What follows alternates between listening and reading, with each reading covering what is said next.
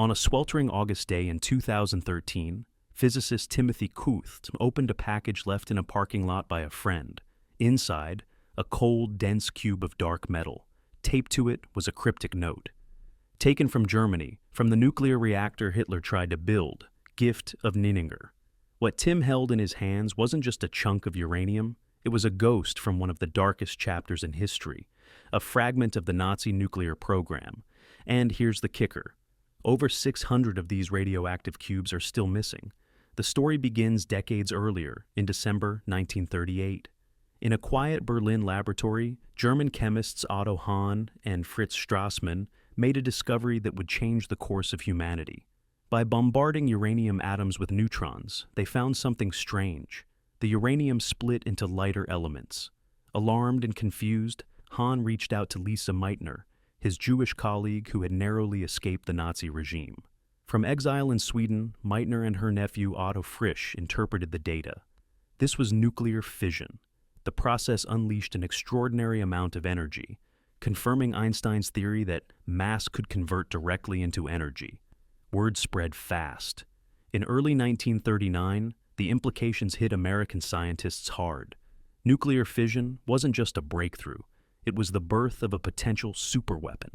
That same year, Hungarian physicist Leo Szilard, and none other than Albert Einstein, penned a letter to U.S. President Franklin Roosevelt, warning that Nazi Germany might be developing a bomb of unimaginable power. Roosevelt listened, and the Manhattan Project was born. Back in Germany, their nuclear efforts took shape under the name Uranverein, the Uranium Club, led by quantum physics pioneer Werner Heisenberg. But while the U.S. pursued a bomb, Nazi scientists aimed to build a nuclear reactor. Their goal? To produce plutonium, a key ingredient for atomic weapons. To do that, they needed two things: uranium and heavy water to moderate the nuclear reaction. And that's where the cubes come in. German scientists cast 664 uranium cubes, each about 2 inches wide, weighing roughly 5 pounds. On their own, these cubes couldn't create an explosion, but they were the building blocks for a working reactor. The most advanced Nazi setup was in Haigerloch, Germany, hidden beneath a medieval church. There, Heisenberg's team arranged the uranium cubes into a spherical structure, submerged them in heavy water, and prayed for criticality. But it never came. Thanks to Allied sabotage of Norway's heavy water plant and poor coordination inside Hitler's regime, the Nazi reactor failed. By 1945, the war was ending, and so was Germany's nuclear dream. But the Allies weren't taking any chances. As U.S. troops advanced across Europe, a top-secret task force called Operation Alsos raced to find Nazi nuclear sites before the Soviets, or anyone else, could. Led by Dutch-American physicist Samuel Goudsmit, Alsos was a mix of scientists, soldiers, and spies. They hunted labs, seized documents, and captured scientists. In April 1945, they hit the jackpot in Haigerloch. The uranium cubes, the failed reactor, and even Heisenberg himself were found and shipped off. The German scientists were detained under Operation Epsilon in England, where their bugged conversations confirmed a chilling truth. Nazi Germany had never been close to building a bomb, but fear of that possibility had already reshaped the world.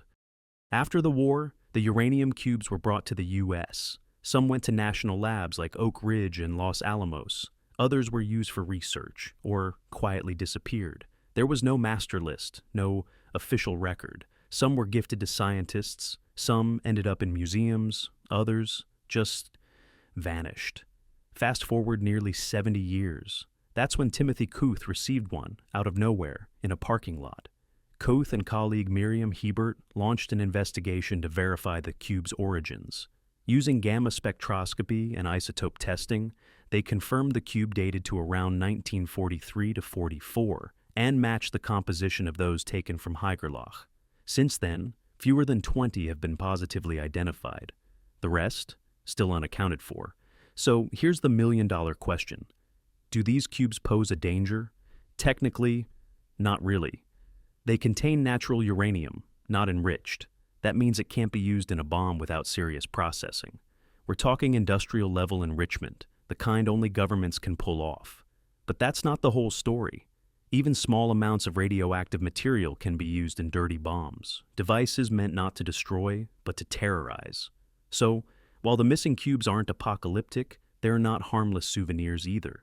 And beyond the threat lies a deeper issue: accountability. Every piece of nuclear material should be tracked, secured, and accounted for, not left to vanish into the fog of war. But maybe the true power of these cubes isn't radioactive. Maybe it's symbolic. They represent a moment when the world stood at the edge of scientific power and moral collapse, when physicists became weapons engineers and fear pushed the boundaries of what was possible.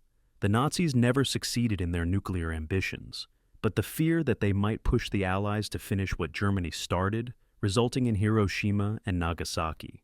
Koth and Hybert continue their work today, tracking down cubes, preserving them, and telling their stories. Not to glorify them, but to remind us what's at stake when science, secrecy, and ambition collide. So, the next time you hear about lost artifacts or forgotten relics from World War II, remember this: sometimes the most dangerous things in history aren't weapons, they're warnings. And if over 600 of these uranium cubes are still out there, scattered, hidden, maybe collecting dust in someone's attic, then their story isn't over yet. Subscribe if you want more untold stories like this. Because history isn't finished, it's just waiting to be rediscovered.